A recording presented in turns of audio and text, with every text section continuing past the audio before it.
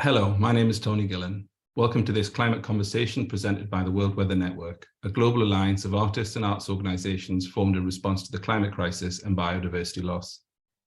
Presented by the World Weather Network, Climate Conversations invites extraordinary international artists, designers, architects and writers, and leading climate scientists, policymakers and activists to engage in one-to-one conversations about the climate crisis from different cultural and disciplinary perspectives. Today's topic is water, a ubiquitous presence in both life and the history of art, symbolic of change, of purity, and of cleansing. But in the words of one of our guests, how often do we talk about the importance of water? And might the need to do so become ever more pressing as a result of climate change? How might the semiotics of water, the cultural associations and meanings accrued to its presence in our lives, change as a result of increasingly unpredictable and extreme weather? Today's conversation partners are Shirin Neshat and Kaveh Madani. Shirin is a visual artist whose celebrated career has spanned work in film, video, and photography, often focusing on the relationships between the Islamic culture of her native Iran and the West, and between notions of femininity and masculinity, public life and private life, antiquity and modernity. Kaveh Madani is a scientist, activist, and former Iranian politician. He previously served as the deputy head of Iran's Department of Environment and as the vice president of the United Nations Environmental Assembly Bureau from 2017 to 2018. He is known for his work on integrating game theory and decision analysis into water resources management, and has played a major role in raising public awareness about Iran's water and environmental problems in recent years, and has recently been appointed director of the United Nations University Institute for Water, Environment and Health as a research professor at the City College of New York. It gives me a great pleasure to hand over to our conversation partners, Shirin Neshat and Kaveh Madani. Thank you, Kaveh. It's so lovely to see you for the second time. Again, Yes. unfortunately, virtually. I really hope we meet in person one day. You're such a prominent and important person in our country. And the more I learn about you, and of course, I feel so ignorant because I knew about you without really knowing your name because of your history in Iran recently. And I just want to say it's a real honor to be in a conversation with you. And I think we need to start this conversation about water on more of a poetic, slow way, making our way toward the environment. But Very, very, very generous of you, Shirin. Very nice to see you again. We briefly met about a few weeks ago for the first time, also virtually. I'm glad our environmental footprint is low. We're not doing long traveling. We don't live too far apart. I live in Toronto and you're in New York. So it's an honor also to be here. And you can imagine as a scientist engaged with the world's natural resource problem, I have a very bad taste of art, so I kept hearing your name, and I knew about you, of course, because who you are. But it's great to have this chance to talk to you and learn more about your relationship to the nature and water, and the World Water Conference is coming up. It's going to be in New York in a few weeks. And it's one of the most important events. We have been waiting for this moment for the world to recognize the importance of water, and it's so exciting to talk about it today. So important. I have to say at first, it gave me a lot of anxiety to talk to a person who's a scientist and of a different generation. And, I was trying to think about what we do have in common and as much as differences. And the first thing is we're both born in Iran, and that although I could easily say that both of us seem to have very little interest in politics, we have had no choice but being dragged into politics, and both of us in many ways deal with political injustice because we were born to a country that is known for dictatorship and oppression. And also that it's funny, they call you as a scientist activist politician, and they often call me as an artist activist, and I'm always wondering about that. And I think that in many ways, your science and your work in environment has become your weapon in many ways of your power, and I think my art has been my weapon as a visionary, as a person of fiction. But the other thing we have in common is that although our work is so grounded in our country and our culture, our work's impact is far more international and global, if you agree. And finally, I think we both have an obsession with nature in different facets. But the main difference between you and I is that I think, and I'm going to end soon with this, is that you deal with facts and I function in the realm of mystery, I think. And the other thing is your work is that through research, you provide a lot of answers and recommendations. But I tend to frame a lot of questions and really beg my audience to draw their own interpretation. So I think these are very distinct about, how we function as two people from completely different or opposite fields. But I did wanted to talk to you about what connects us also is about our childhood and our relationship to our culture and how that has informed our work. I would love to be able to talk about the role of water in your work and my work, but also the importance of orchards and gardens and how, this is a kind of allegory that is repeatedly shown in my work and how that ties into my upbringing in my father's orchard in Iran farm and our home in Qazvin. But I wanted to ask you if you could help me take you back to your childhood memories. And I know your parents, both mother and father, worked in the water sector, and that really was determining factor of your future as an environmentalist and someone who's really focused on water. I'd love to hear a little bit more about your upbringing in Iran and what that was like, and then I'll share with you some of mine. Yeah, thank you, Shirin. And I see some other elements of connection. You went to Berkeley, I went to Davis, and not too far apart. And maybe similar distance of Qazvin and Tehran, maybe where I grew up, was born.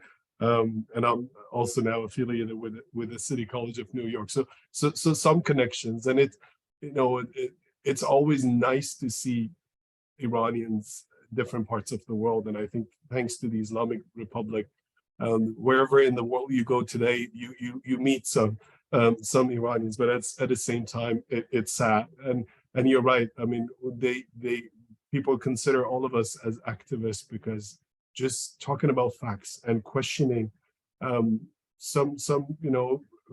questioning the status quo can be costly in where we come from, and that is why we have to function as activists. And activism is probably very different where in our part of the world from the many other places. And and I should also add that we might be perceived as scientists or people in academia as people who have answer for all questions and have facts to prove things, but honestly, we don't. And the more we do research and the more we learn, the more we know that the uncertainty is huge, our unknowns are huge, and our unknown unknowns are too many. So we don't have interpretations for everything. We can't convince the public in many cases, and we also have questions, and we might be too shy to ask the type of questions that you ask. So it's great to have people like you, and I hope more and more we can use these complementary, I would say, skill sets to help the world and help with the improvement of the quality of life. But let me go to back to your question. I was born in 1981. Right after a few years after the revolution, and I'm the only child. So my parents had no choice but taking me to a lot of trips. And growing up in Iran, we were in I would say, the development phase. First, the Iran-Iraq war for 8 years, which affected, I think, my childhood. I still dream and have nightmares of like planes attacking Tehran, because I when I was in first grade, the missile attack to Tehran started, and you know, one of the very first missile hit our neighboring apartment complex, and I still remember that scene and the fear and everything. But later on, my mom, I have still an active mom, and she was taking me to a lot of trips, and I saw the country during that time as a child, going to different parts of the country, seeing different projects, talking to the engineers and asking a lot of questions about what they were doing. And you know, that made me, I would say, passionate about water. But I was the apartment kid. I didn't really see the nature as much as probably you have seen it. And you know, I should ask you, how was your childhood like? You know, growing up in Qazvin, where we have all the beautiful, you know, those like trees and orchards and everything, and also some of the most fascinating, I would say, traditional water management systems in Iran, still some of which are operating. Yeah. I forgot to mention what we have in common is also that we have paid a great price for our success of work, and we have to live in exile, which is not very pleasant. But you know, it's interesting. I've been away for so long, Kaveh, since I was 17 from Iran, but and so my memories of Iran slowly vanish, but there are certain things that are so vivid in my memory, and that is exactly my relationship to the land in Iran. And I grew up in a house that inside, I mean, Qazvin is one of the most conservative religious cities. So what happened outside of the walls of your home and inside was completely different, opposite, you know. And so the inside of the home, for me, our garden sort of replicated and the Persian miniature paintings. It wasn't fancy at all, but this idea of the symmetry of this little pool of water in the middle, and that the willow trees, and then the gardens on the right and left, and this very simple house. And I was very lucky because I was born to a father that, although he was a physician, he had an obsession with orchards and gardens and flowers and trees and fruits. And so he owned this farm that we spent all of our childhood there. And one of the things that I think I get most nostalgic and emotional about is each time there was Nowruz, our New Year, you know very well, all these fruit trees in my father's farm were filled with blossoms, and the fragrance of those blossoms of apple trees, peach, plums, and apricots, and everything. And we would go for that 13th day of the New Year, and we would make a picnic, and we would take sabze, you know, that was part of our table decoration, and then we would hear and see the water flowing down the stream through the garden, which you know what that means for those friends who are not Iranian. It's one of the most magical elements of our culture is water in the garden, and the way that it runs through like the vein in the in any orchard. But the sound of the jube, and then us throwing that sabze in the stream to go, and that's one thing that I always I feel so emotional when I think about those memories. So it goes back. What I valued the most is the orchard, the water, and then strangely, I look at my work, and so much of my work takes place in the orchard, like Woman Without Men entirely. It created this orchard that the woman took refuge and became this both kind of political decision to separate themselves from the society, but also a mystical space where they were free.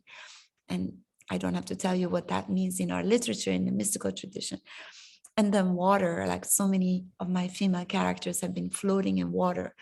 So I just, I don't want to talk too much about it, but I'm just saying that although a lot of my references seem to come from my childhood memory, they also seem to be referencing Iranian literature, the history of mysticism, the importance of nature in our culture, in ancient culture, and so it's not just personal history, but also a cultural history.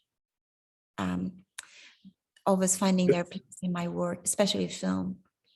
Yeah, yeah. I mean, that's fascinating. And now, as you're describing, your childhood, I'm thinking when I encountered those scenes, right? So again, growing up in Tehran, in a crowded city of, I don't know, right now, Tehran metropolitan, probably 12, 14 million people living there.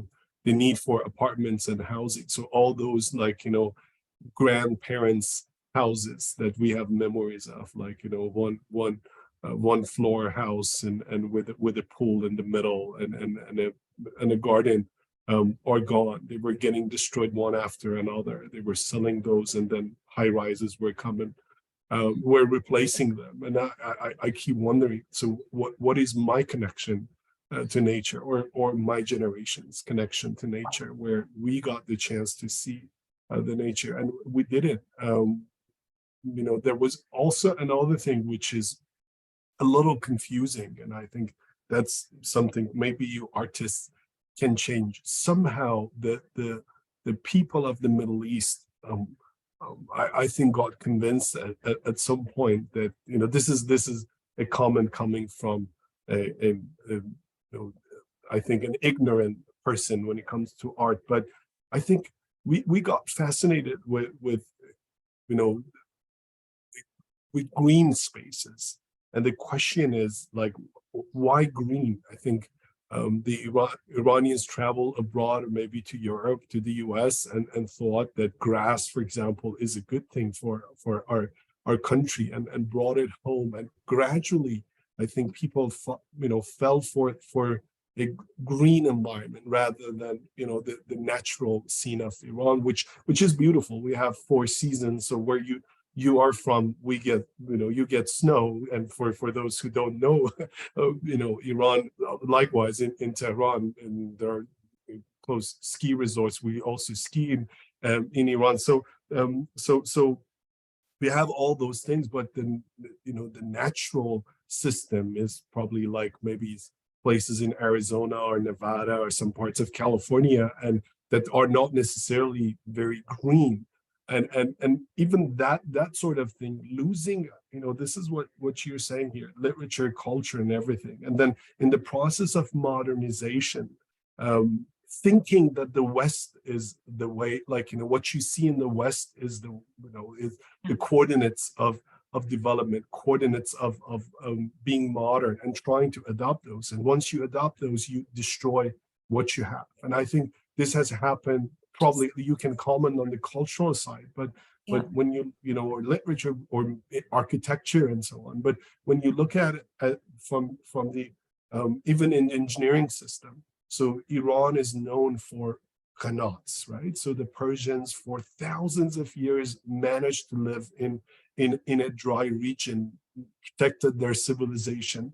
And despite the fact that we didn't have those great rivers, we have a lot of rivers, but they're not as big as Mississippi River and others. And then canals were these, tunnels, underground tunnels that Iranians were digging to transfer water from the wet area, or from where the aquifer had some water, to the drier areas. And sometimes these tunnels were kilometers long. People were dying for digging these things.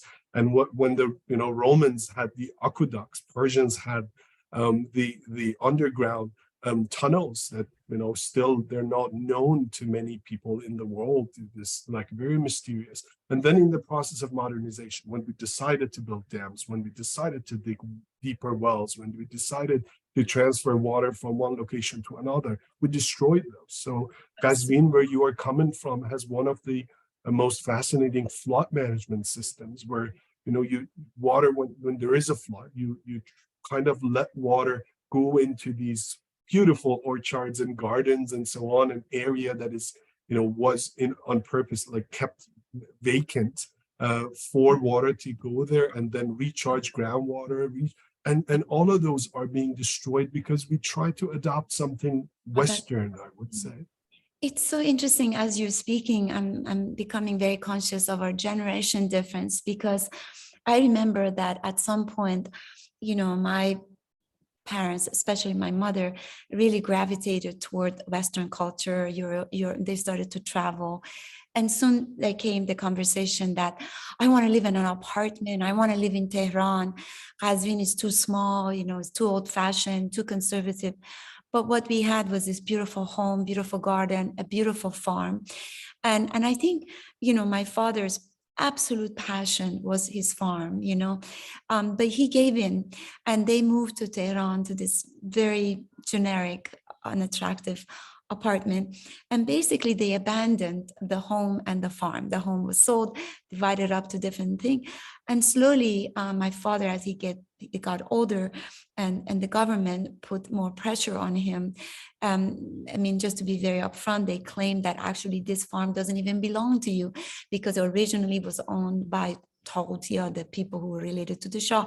So they started to harass him and take him to court. And the last years of his life, he lived in absolute depression, because they were starting to say he doesn't own his farm. And plus my mother had taken him to this apartment in Tehran. So he was occasionally coming and going, and which is the saddest thing, because he, like you explained, this thriving, lively, traditional life and system that he was nurturing was suddenly had to be forced to abandon, both politically and because of family.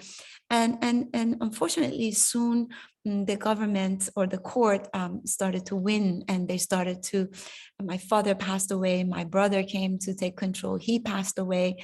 Then my mother and my sister tried to go to court, and as I explained to you the other day, slowly they cut the water to the farm. And as you can imagine, this incredibly beautiful oasis, all my childhood memories, all these fantastic trees, the people who lived there, the gardeners, the farmers, they had to leave, and then the animals had to go because the government claimed the smell, whatever. It was getting too close to the city, and all the development and the corruption, all of that. So what we're left with is a dried farm, Kaveh. It's the biggest tragedy. I partially blame my own family for this attraction to modernity and wanting to live in these horrible apartment buildings, leaving behind such fantastic, and even sending us to abroad so we can become more westernized, and this abandonment of our traditions and our history. And unfortunately, my father lost the case to my mother, and then the end of his life was very tragic, and now the farm is basically dying, and it's a metaphor for many of our destinies, people who have never recovered from this revolution and what has unfortunately happened to our land, to our lives. And Shirin, think about it. Still, so it's easy to blame the past, but and then think about alternative probably routes and alternative ways of living. But at the same time, so this story is tragic for sure. But your dad was still a physician. You could probably afford it. And this was not your livelihood. Absolutely. The problem we have in the world, yes, it's no longer about emotion. It's about livelihood. It's like so you lost the memory, like you lost nostalgia, like so those things. But for some people, it's they're they starve. They're having problems with children. Their children going to school or eating and so on. And this is what the big difference is. And this is something that we don't understand, because I grew up in a city, and Tehran, has had periods of probably water cutoffs but very distant, where in 2-3 decades ago. But you grew up in Tehran, you shower with the best quality water. You are wasteful of water. You even washing your yards and street with tap water, clean tap water, and never appreciate the value of this water. That water that was cut off from your garden was given to industry or to the urban user who never appreciated the value of it, and then the injustice created by it, because then it's the rich who survive, the rich who who live in those apartments, who don't suffer from water shortage, but then others are losing lives. And I think this is globally, this is the problem that we are having. We are going water bankrupt in many places, and we are already suffering from water bankruptcy. And the world leaders don't know what to do with the farmers, because 70% of the world water is being consumed by the farmers. They're by far the most important managers and caretakers of water. And unless you have opportunities for them in alternative sectors, there's no way you can handle the unemployment issue, the hunger issue, and so many downstream troubles that would be created by the lack of water. Unfortunately, the science is there, but we are unprepared for this situation because we have been busy with other things. But I'll also say, think about it. If you had not gone out of Iran, if I myself had not gone out of Iran, I don't know, I think I would have been still happy in some way, but now we have the chance of talking not only about our country, but not only you yourself bringing up and highlighting those cultural value, giving confidence to people that back home, because you have seen both worlds, and then but also defending all the people of the global South, talking about the culture of the global South, advocating for the people and problems of the global South in the global North, which is speaking a different language. Think about that, life of the apartment and so on. Isn't it ironic that we many of us grow up in the villages with the dream to go to university, live in those apartments, and when you get rich and old, then you're thinking, what do? I go buy a garden somewhere to live. A country house. And this is what we are doing to the world. We are telling people, you should stop eating meat, you should stop using your car, make your houses smaller, turn off the light and so on. And that's the life of many people in the global South. They're on vegetarian diets and so on, but they're dreaming about eating meat. They're dreaming about adopting this sort of lifestyle that we have in the West, because constantly we are promoting this sort of lifestyle through the media channels, through whatever we have. And we're telling people constantly that this is how the modern people look like. This is how the modern people live like. And then we are asking them to do things differently. The lifestyle that we are advocating for right now is the lifestyle they have in many places in the global South. So it's so confusing. And then when you get rich, you become wasteful, and then you advise others, but you're not caring, and the rich of the world are not willing to take action, and they're still expecting the poor countries to do things differently. And it's so strange, and I think unfair in many aspects. And unfortunately, it's not intentional.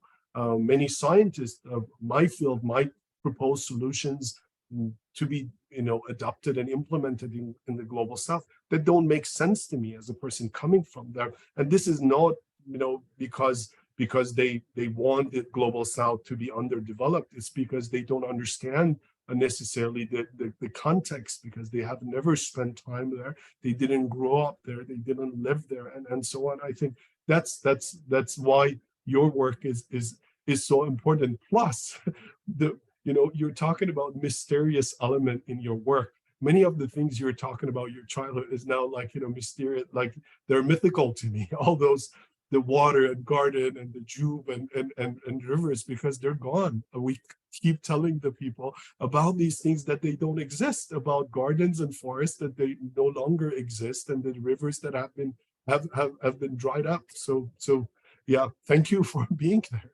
No, I mean, when you were speaking, I keep thinking about the global climate, the environmental issues are such crisis globally, of course, and there's so much corruption, and capitalism has every control.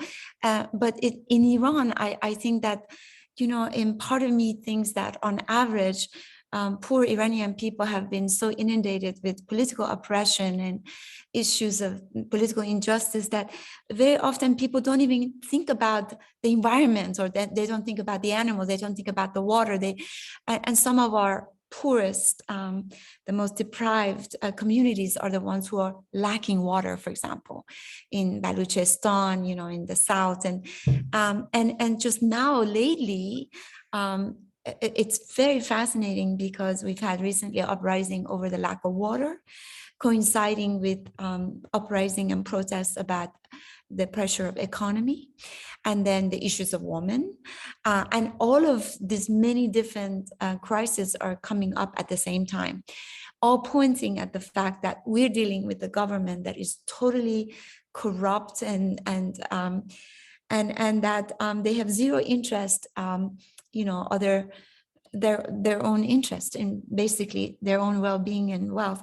And so my question to you is, the problem seems so vast, and I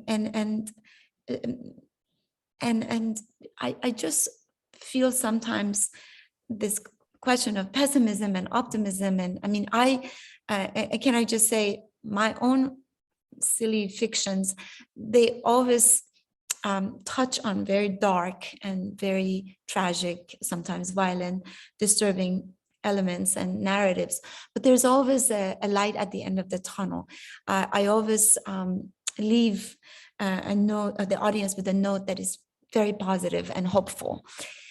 As a scientist, as someone who's really dealing with the reality of, for example, the bankruptcy about water and the incredible urgency of some of the environmental issues, how do you give a sense of optimism and hope to people? And how do you navigate and negotiate with a system that is so deeply corrupt, and whether it's in the United States or in Europe, these companies fighting for their own interest and caring less about the environment, poverty, and how do you, infuse this sense of optimism at a time that we are so inundated with global climate issues and lack of water and all kinds of things? Where do we see the light at the end of this tunnel? I mean, it's a very, very interesting question, and a question that we don't have the clear answer for it. How do you balance causing fear about the future, which is very much needed, with creating hope, to say that we can do things, to empower people, to give them incentive to take action. And what you said at the beginning, you're saying when people are inundated with so many problems, they don't have the bandwidth to think about water and environment. That's something we don't get many times when we talk about climate change, when we talk about the future generations. People are starving today. Children are not having food to eat tonight. Then you're talking about what's going to happen 50 years from now. It's okay to do so, but don't think that your Western narrative gives anyone a goosebump in that part of the world, because people are struggling with so many other things. And you said it right. Uprising after uprising for different reasons, all connected, of course. There is a nexus between them. But if you think about it, these are all different triggers. The problem is systematic. Where people are suffering from lack of water, they're also having health issues. They're also having education issues. They're also having all sorts of economic inequalities and so on. So the problem is systematic. If you separate the environmental sector and then just talk about the environmental sector, ignoring all other things, overlooking all the connections, then you can't fix the problem. There is no way you can fix the environmental problem in vacuum, not appreciating other issues that people are having, livelihood and unemployment being the major, I think, some of the among the major issues that need our attention. Now, okay, so I gotta tell my colleagues that no, your solutions would not work. It's hard to implement the things that you're asking for. Somewhere in the world, you're concerned about the future of the future generation, and still you're not willing to take any action which makes your house 2 square feet smaller, right? And then somewhere else people are, and somewhere else people are concerned about today. You got to come up with narratives that fit each society, and that's something you understand as something, as someone who has worked on cultural values. Things can be different, even in, you move from Qazvin to Tehran, 2 cities not too far apart, 2 provincial capitals actually, and things can be very, very different. The narrative you need to sell and develop for each society is different. It should fit the culture. It should fit the social, I would say, sensitivities and so on, and the existing problems of those regions. So that is to begin with. So our global solution, there is no way you can find one solution that fits all problems and can solve all problems around the world. Global climate change is a global problem. And we need some actions at the global level, but every society should approach it differently. Now, there is another thing. You said there is no bandwidth to think about things. Now, if all I'm talking about is fear and existence issues, that humans can no longer live on this planet and we are doomed and the sky is falling, then people become hopeless. What do you do when you become hopeless? Environment is one of the first victims of any society that has lost hope into the future. So don't expect, if you keep telling people that there is no life in this planet and we are hitting the brick wall no matter what we do, don't expect them to become environmental lovers. Expect them instead, they become more selfish. I remember having, and there are videos of me, you can go and watch this. At the beginning of COVID, when COVID-19 crisis, when some environmentalists, especially in the West, were so I think happy with the problem, saying that, oh, this is a gift to the environment. Look at the blue skies, look at the birds who are, which are out. And even at the beginning, this is the sad part. There are articles in The Guardian, there are articles in the leading media where Western scientists and activists, climate change activists, are blaming the media for paying too much attention to the COVID-19 problems, which is killing less people than air pollution and this and that and that. And they're saying, if you talk too much about COVID-19, it's overshadowing the climate change debate. This is something which is documented and is there because they didn't understand the problem until it hit the United States, until it hit Italy, until it came to the West. Then it was no longer a Chinese problem or the Iranian problem or the global South problem. Now it's killing the modern people. Like how we our attitude and response to the issues of Ukraine a few months after the issues of Afghanistan. The world response was different. Both are victims, both are suffering, both need attention. So we are discriminating when it comes to problem solving. And now, so my issue is that we cannot give too much hope to say that humans are smart enough to get away with things. They can fix the issues. So continue doing things as you're doing, business as usual, and then we get rich enough and smart enough to use technology to solve our problems. What we have seen, if you look back, is indeed anytime we used any technology, there was some unintended consequences down the road. Any solution we invented came with something down the road. So we cannot just count on technological innovations and say we can mitigate this problem in the future. No need for adaptation. But at the same time, I should be careful about what narrative I'm selling, what I'm telling people. I now talk to some colleagues within the UN system, and they're saying that we see children who come, or even young men and women who don't want to have children. I don't have children. I didn't have siblings either. And I see the value of not having children for the planet. But then we want happy people too. If we get them depressed, if we get them, fearful, then we don't have to, we can't expect that the world problems would be solved automatically. 2-3 years ago, we were struggling for survival. And all of us, including probably those who wrote those articles about why do you pay so much attention to COVID-19, got vaccinated because they wanted to stay alive. Right. For the planet, sorry to say this, it's very harsh, but for the planet, you can argue that the planet is overpopulated. So if we die, it's good for the planet. Well, we don't do that because we know the value of life and we want to survive. And I remember going to like Persian media channels arguing that we're going to get poor. This is going to affect the economy, and people who were so close to death might become selfish because they don't know when the next episode is coming, when the next crisis is coming. And if I have no hope for the future, no hope into the future,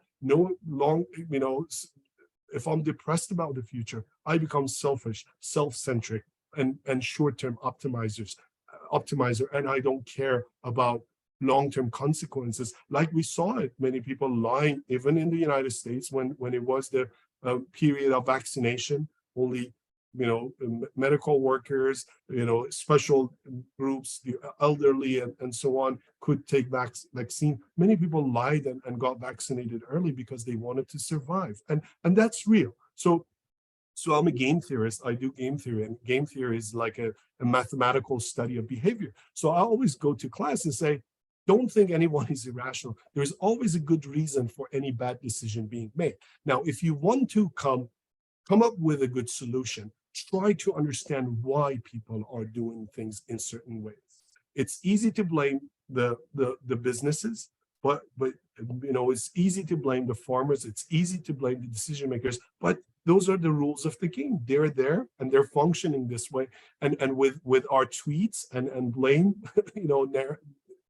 sentences that blame statements, essentially, there is no change in behavior. Instead, understand how the world is functioning and come up with those solutions and come up with those elements, actually, that you are producing that can change the way of looking at life, the way that people are looking at the problems of the society, those deep questions that I cannot produce as a scientist. I'm afraid of telling people that the world is so uncertain that we don't know what's going to happen tomorrow, let alone the end of the 21st century, what the temperature would be like. How do I know? No one knows, and we can project, but they're all, in a way, they're all wrong. It's just a projection. So how do I then, in this uncertain world where life can be, life of humans can be very cheap to people. No one cares about the lives of humans. We can see that human rights and other things are very selective. In one country, you see women being oppressed, and there is no reaction. In another country, one person getting killed, the whole world reacts. So it's so selective and unfair, and all these things exist. How in this world I create hope? How in this world I ask the right questions? And that's my question to you. How do you do that? Because you're doing these things. Well, I just wanted to say something that you mentioned makes me think that majority of us think so much more about the present, and we don't think about the future after we're gone. And that's the problem. And I think, many people are just busy living, especially, those who don't have access to certain education. For example, I think that children should be educated about issues of environment related to the environment, the ecosystem. And I think that our relationship to the environment should start with individual responsibility, how we handle our garbage, how we handle the water, how we deal with nature, what about the animals, and I think it really, it's because we're thinking so short term and we're not thinking long term for the future. I think that listening to you, it's, for me, it's always been, I see certain important political issues or certain social religious issues that I think are so important to bring up, like fanaticism, the problematics of that kind of mindsets, that makes the idea of shahadat, martyrdom, an attractive idea to someone to kill and commit violence and ultimately have an obsession with death, even women. But so, for example, I framed that question, and I put it in front of other people for them to think about it themselves, like the paradoxical realities about such a subject. Or I'm just trying to give you a sense of recently I made a movie called Land of Dreams, which was about this Iranian woman going around collecting people's dreams and delivering them to the American government, the Census Bureau, because there's this, in the future, it's a conspiracy by the American government where they like to spy on people's subconscious to know what they're fearful about. But what I'm doing is I'm framing the notion of surveillance by the government and how they like to the idea of capitalism, how the government in the future could be integrated with corporations and with the power of Twitter, Facebook, this and that, they could be spying on people and what are they like to buy, what they like to worry about, and the way in which governments and corporations are slowly tapping into our subconscious, so it's not maybe that unimaginable that they would be interested in our dreams, so it was a very absurd and a very surrealistic approach to as a social critique of American society. And also I made another version about Iran. But so what I'm saying is that in a highly stylized and fictionalized way, I try to sort of frame issues that I think are urgent about the notion of dictatorship, capitalism, the issue of tyranny, control. And so we have the people and we have the people of power. Ultimately, I'm interested in this dynamic, this relationship, all of my work. It could be women in relation to the power, it could be, but it's always about this relationship. And so therefore I have to say I've never created a narrative that could target the environment. I should be. I mean, I think that's such an urgent issue. But I've been really after more social, political, cultural, religious, traditional issues that have been somehow impacting people's lives, So I just go after topics and themes that I think are absolutely urgent. And then I try to bring my own aesthetics and, much of the times my language is that of poetry and surrealism, magic realism, and dreams, because, dreams like magic realism has a foot in reality and all the issues that we're facing, the fear of violence and extinction and displacement and war and displacement and all of that, and yet our hopes and dreams are, which is, I think, what happens in our dreams and our subconscious, right? And that's why I love dreams, because they function in this in-between realms, and so it's actually, it's very interesting, because the more I think and I listen to some of your lectures, and the way you appeal to your audience, and in the way that you turn it into a storytelling, in the way I was very touched by the way you were talking about the war on water, or the relationship of war and water. It's the last thing you think about, people having wars over water. That is such a incredible analogy. That's incredible metaphor. And I was thinking, wow. So in a way, the way he describes his field, his work of science to his audience, it's not that different the way that I like to appeal to my audience, because my subjects are real. it's about, for example, sexual assault and rape in political prisons, you know, and political activists, or oppression, or violence that is by fanaticism that is sort of brainwashing people. These are very real, but I'm appealing to them with my aesthetic, beautiful music, composition, you know, use of a poetic language, you know, all of that. And so we all have to appeal to our audience, to the general public, with whatever tool we have in our hands to raise super important issues of our humanity, right?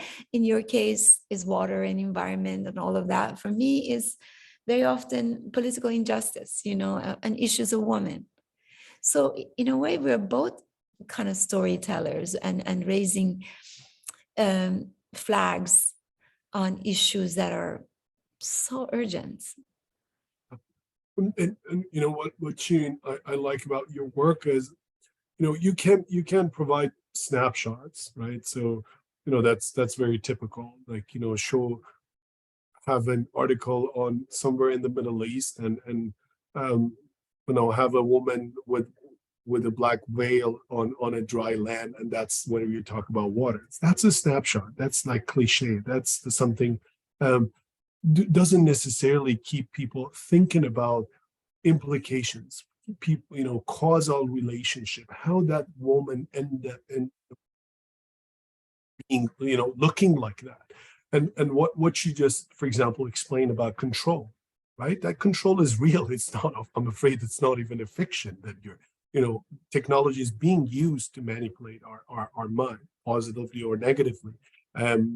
Companies, I mean, it's still the way we measure economic success, or success even of countries, is based on their GDP and products. So production is the fuel of the economy, and you have to increase your production to be able to succeed. And if you want to increase your production, you have to maximize the willingness to consume. So you have to do the manipulation. You have to encourage people to buy. To you know, you have to create the need for different goods, and that's very, you know, it doesn't make sense, because if you reduce production, you're addressing environmental problems of the world in an effective way, but it's not going to work. So we need the thinking. We need, you know, if we are telling a story, I can't tell a story in my academic paper, in my journal paper. It doesn't matter how good the journal I'm publishing it in is, right? It doesn't matter, because you're not going to read it. You have watched some videos online, and those are the moments I got out of academia. I got out of my comfort zone, and you know, there have been bitter moments for someone with all the, like, you know, smear campaigns and all the attacks of the Islamic Republic. I mean, it's hard for me to even talk about simple things online, because there are attacks, they're organized, cyber attacks, and so on. But then that kind of, you know, makes you stronger, because you hear, like, you know, you learn that people have thought about things, and that thinking is what we need. We need people to think about causal relationship, to understand why injustice emerges, right? It's, you know, people, for example, environmental justice. Now it's a very interesting topic, or climate justice. People talk about it, and when they you know, talk about it, it's all about, oh, the poor are being affected more than the rich. Yes, correct. Okay, what do we do? It's not clear. Why do the poor are affected more than the rich? Because the rich managed to create those problems, right? Their contribution to the problem building and problem creation was more than the poor. So that means that the rich have responsibility to take action. If you don't talk about that part, then you cannot fix the problem. Your solution is just a simple prescription which doesn't make sense. It's, you know, it's something that no one is going to do or implement. Or environmental security is another topic. People talk about how environmental degradation can result in injustice, war, unemployment, and so on. And they don't talk about the other side of the story, that is environmental degradation itself is the product of economic, you know, issues and corruption and poorness and so on. So we are dealing with a reinforcing loop that things can go bad in all sectors at the same time. And if you separate one sector and sell these stories, again, no one will take an action. So when I talk about water wars, it's about the wars that have existed. People, when your livelihood is involved, fight. You do that in the West, you do that in the Middle East, so somewhere with a gun, somewhere with a knife. That has existed forever at all levels. When natural resources mean livelihood to you, you fight for it. If they grab your land, if they grab your water, yeah, we might not see a country going to a war with that other country over water only. Water can be an element. Natural resources are important, but then we should be careful about kind of a reductionist thinking and reductionist presentation of real problems. And I this is my appeal to those in your area, to make people think about the causes, because snapshots are not going to get us there. We are not going to move. We're not going to take action. If I only say that, yeah, the Syrian crisis was created by a drought, I'm just a reductionist. I'm selling a narrative that is, kind of removing all the important elements there. Years of cruelty, years of bad management, all those problems with the society, unhappy society, an unfair society, and so on. And then yes, water can be a trigger, but the system was suffering at the same time from many, many, many different things. I'd love to hear a little bit about this upcoming conference that you said is happening in New York. Yeah, so we, believe it or not, despite the importance of water has not been, we have always seen it as one of the resources which is out there. And you look at the map of the planet, and a lot of it is blue, so we think there's a lot of water there, and eventually we can desalinate and find water some way. Water is the one of the few essential elements of life that doesn't even have a designated UN agency. We have, for food, we have FAO. For health, we have WHO. For environment, we have UNEP. We don't have anything for water. In the climate change negotiations, water has been a forgotten element because this was not the problem of the Western countries or the global North. Energy insecurity was, and lots of discussions were about energy, but not about the problems. I negotiated for Iran in COP23 in Bonn in 2017, and I remember saying this. Our problems are dust storms, food insecurity, and water that are not part of the negotiations or even properly recognized in the agreement. Fortunately, the last climate change COP was in Egypt. The next one would be in the UAE. So fortunate for being in the Middle East. I'm not talking about other issues of how these countries are in terms of their emission profiles and so on. But what water is now becoming an important element in the minds of some politicians. Still, it doesn't get the attention it deserves. We are seeing increasingly water problems around the world, whether you're in California, Colorado, or India or Iran, you're having water bankruptcy issues that are serious, and the institutions we have are not prepared for it. So the water conference that is happening in New York from 22nd to the 24th is one of the very high level events that we are excited about, to remind the world about water insecurity issues. So the problems that we are facing all around the world. Yes, access to drinking water is an issue.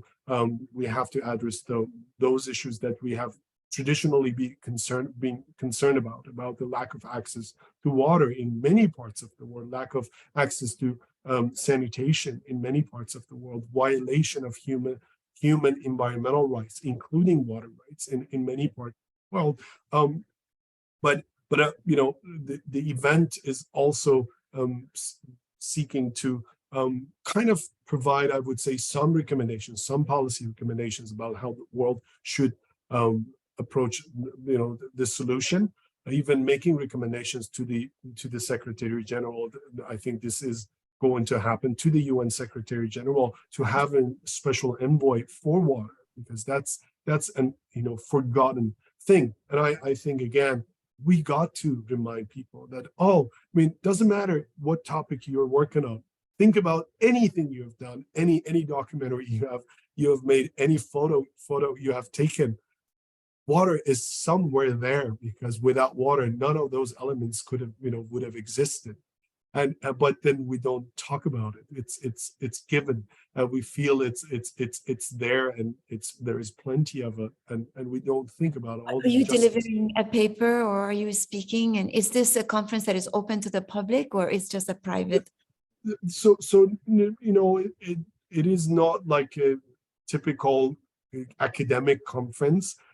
It's the governments are there, the UN agencies are there, academics are there, journalists are there, and people could attend.